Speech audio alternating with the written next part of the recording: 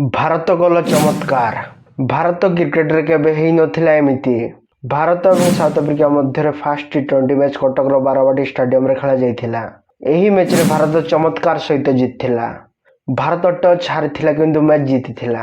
South Africa ଦଳ touch ଜିତି ପ୍ରଥମେ ବୋଲିଂ କରିବାକୁ ଡିସାଇଡ୍ କରିଥିଲା। ଭାରତ ପ୍ରଥମେ ବ୍ୟାଟିଂ କରିଥିଲା।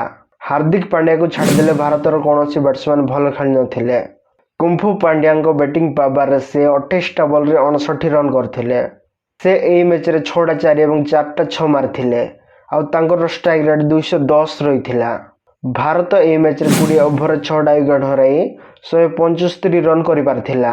ଏହି ମ୍ୟାଚରେ ସାଉଥ ଆଫ୍ରିକା ଦଳର ଲୁଙ୍ଗି ଇଙ୍ଗିଡ଼ି 4 ଓଭରରେ 31 ରନ୍ ଦେଇ 3ଟା ୱିକେଟ୍ ନେଇଥିଲେ। 176 ରନ୍କୁ ଚେଜ୍ କରି ଆସି ସାଉଥ ଆଫ୍ରିକା ଦଳ 12 ଓଭର 3ଟା ବଲରେ 74 ରନ୍ କରି ଅଲ୍ ଆଉଟ୍ ହୋଇଥିଲା। ଆଉ ସାଉଥ ଆଫ୍ରିକା ଦଳ ପାଇଁ ଡୁଏଲ୍ ବ୍ରେଭିସ୍ 22 ରନ୍ କରିଥିଲେ। ତାଙ୍କୁ ଛାଡ଼ିଦେଲେ ସାଉଥ ଆଫ୍ରିକା ଦଳର କୌଣସି ବ୍ୟାଟ୍ସମ୍ୟାନ୍ 22 ରନ୍ରୁ ଏକ୍ସଟ୍ରା କରିନାହାନ୍ତି। ଏହି ମ୍ୟାଚକୁ ଭାରତ ଦଳ ବହୁତ ମାର୍ଜିନ୍ ସହିତ ଜିତିଥିଲା। ଭାରତ ଦଳ ଏହି ମ୍ୟାଚକୁ 101 ରନ୍ରେ ଜିତିଥିଲା। ଏହି ମ୍ୟାଚରେ ଅର୍ଶଦୀପ ସିଂ 2 ଓଭର ବୋଲିଂ କରି 14 ରନ୍ ଦେଇ 2ଟା ୱିକେଟ୍ ନେଇଥିଲେ। ଯଶପ୍ରୀତ ବୁମରା 3 ଓଭର ବୋଲିଂ କରି 17 ରନ୍ ଦେଇ 2ଟା ୱିକେଟ୍ ନେଇଥିଲେ।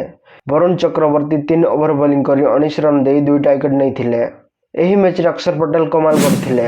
ସେ ବ୍ୟାଟିଂରେ ବି ରନ୍ କରିଥିଲେ ଏବଂ ବୋଲିଂରେ ବି ୱିକେଟ୍ ନେଇଥିଲେ। ଅକ୍ଷର ପଟେଲ 2 ଓଭର ବୋଲିଂ କରି 2ଟା ୱିକେଟ୍ ନେଇଥିଲେ ଆଉ ମାତ୍ର 7 ରନ୍ ଦେଇଥିଲେ। ତାଙ୍କ ସହିତ ହାର୍ଦ୍ଦିକ ପାଣ୍ଡ୍ୟା ଏହି ମ୍ୟାଚରେ 28 ବଲରେ 59 ରନ୍ କରିଥିଲେ। ତା ସହିତ ସେ 2 ଓଭର ବୋଲିଂ କରି 16 ରନ୍ ଦେଇ 1ଟେ ୱିକେଟ୍ ନେଇଥିଲେ। ହାର୍ଦ୍ଦିକ ପାଣ୍ଡ୍ୟା ସେ ଏହି ମ୍ୟାଚରେ ଟି20ରେ ସେ 100ଟା 6 ପୂରଣ କରିଛନ୍ତି।